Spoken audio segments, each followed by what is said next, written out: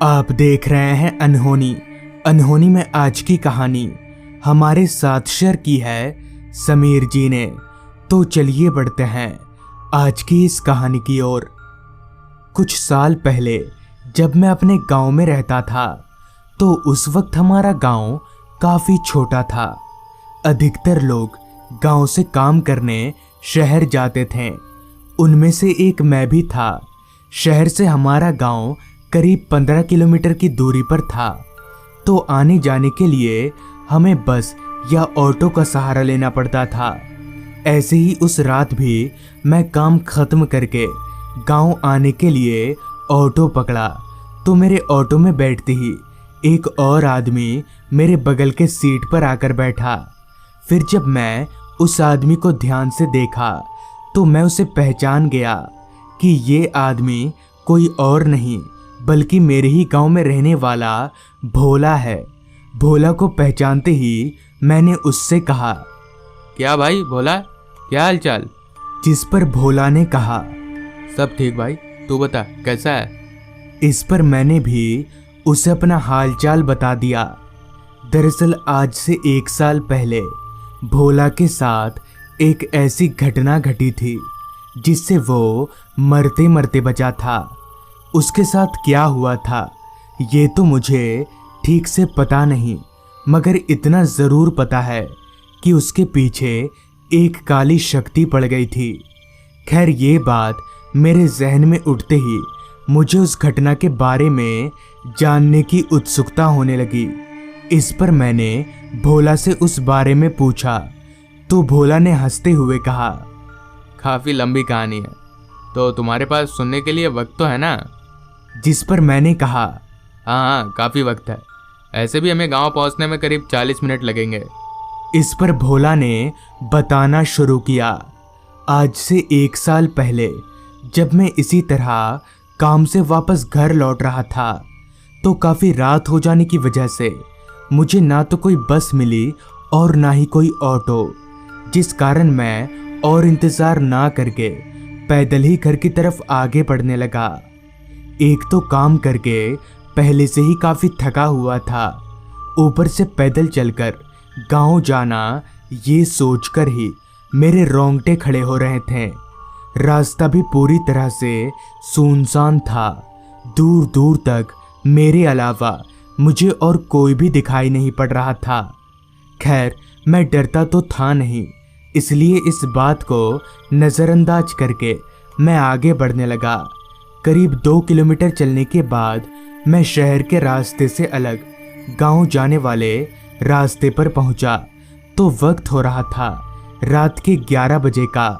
काफ़ी थक जाने के कारण मैं उस रास्ते के किनारे लगे माइलस्टोन पर बैठ गया, जिस माइलस्टोन पर लिखा था हरिपुर गांव 13 किलोमीटर, यानी कि मुझे अभी 13 किलोमीटर पैदल चलना होगा। मुझे भूख भी काफ़ी तेज लगी थी क्योंकि मैंने दोपहर का भी खाना नहीं खाया था। सारा खाना मेरे टिफ़िन में उसी तरह से पड़ा हुआ था, तो मैंने सोचा क्यों ना थोड़ा खाना खा लिया जाए जिससे मुझे चलने की भी शक्ति मिलेगी। लिहाजा मैंने अपने बैग से टिफ़िन बॉक्स निकाला और उसी माइलस्टोन पर बैठकर खाने लगा। अभी मैं बैठकर खा ही रहा था कि तभी मेरे पीछे झाड़ियों से कुछ हलचल हुई। उस हलचल को महसूस करके जब मैं पीछे पलटा तो उन झाड़ियों के पास मुझे एक बच्चा खड़ा हुआ दिखा जो मेरे खाने को एकटक घूरे जा रहा था।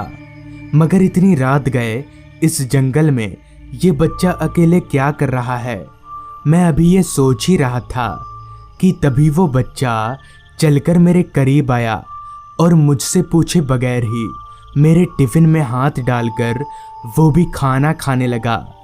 उस लड़के की इस हरकत को देखकर पहले तो मुझे थोड़ा अजीब लगा, मगर दूसरे ही पल मुझे उस पर दया आने लगी क्योंकि वो लड़का इस तरह से खाने को खा रहा था कि मानो वो 2-3 दिनों से भूखा हो। मैंने भी उसे कुछ नहीं कहा और उसे चुपचाप खाने दिया, मगर उसकी एक बात मुझे और हैरान करने वाली लगी। कि वो बच्चा एक बार में इतने बड़े बड़े निवाले खा रहा था जो हम अपने हाथों से भी नहीं पकड़ सकते। खैर, करीब 2 मिनट में ही उस बच्चे ने मेरा पूरा टिफिन खाली कर दिया, जिसके बाद मैंने अपना टिफिन वापस से अपने बैग में डाला और उस बच्चे से कहा, अरे बेटा, आप इस सुनसान रास्ते पर इतनी रात गए क्या कर रहे हो? मगर मेरे इस सवाल का उस बच्चे ने कोई जवाब नहीं दिया। अभी मैं उस बच्चे को देख ही रहा था कि तभी मुझे ऐसा लगा कि इस बच्चे का कद अभी अभी थोड़ा बढ़ गया। मगर ऐसा कैसे हो सकता है? इतनी जल्दी किसी का कद कैसे बढ़ सकता है? मैंने दोबारा से जब उस बच्चे को ध्यान से देखा तो हाँ, सच में उस बच्चे का कद थोड़ा बढ़ गया है। अब मुझे थोड़ी बेचैनी सी महसूस होने लगी थी और मुझे लगने लगा कि ज़रूर दाल में कुछ काला है कि तभी मुझे कहीं से साइकिल चलने की आवाज़ आई। उस आवाज़ को सुनकर वो बच्चा एकदम से उठकर खड़ा हो गया। फिर मैंने जब अपनी निगाहें उस आवाज़ की ओर घुमाई तो मैंने देखा कि दूर से एक साइकिल चलता हुआ हमारी तरफ आ रहा है। उस साइकिल को देखकर मैं भी थोड़ा खुश हुआ कि चलो मैं उस साइकिल वाले से मदद मांगकर अपने गांव चला जाऊंगा और अब मुझे पैदल भी नहीं चलना पड़ेगा। देखते ही देखते वो साइकिल हमारे पास आकर रुका, मगर ना जाने क्यों वो बच्चा उस साइकिल वाले से काफ़ी डर रहा था, जिस कारण साइकिल रुकते ही वो बच्चा मेरे पीछे आकर छिप गया। साइकिल रुकते ही उस साइकिल सवार आदमी ने मुझसे कहा, क्या वो भाई साहब, आप इस सुनसान रास्ते पर क्या कर रहे हैं? मैं हरिपुर गांव की तरफ जा रहा हूं और अगर आपको उधर ही जाना है तो चलिए, मैं आपको छोड़ देता हूं। उस आदमी के मुंह से ये सुनकर मानो मेरे चेहरे पर हल्की सी चमक आ गई, क्योंकि मैं तो यही चाहता था।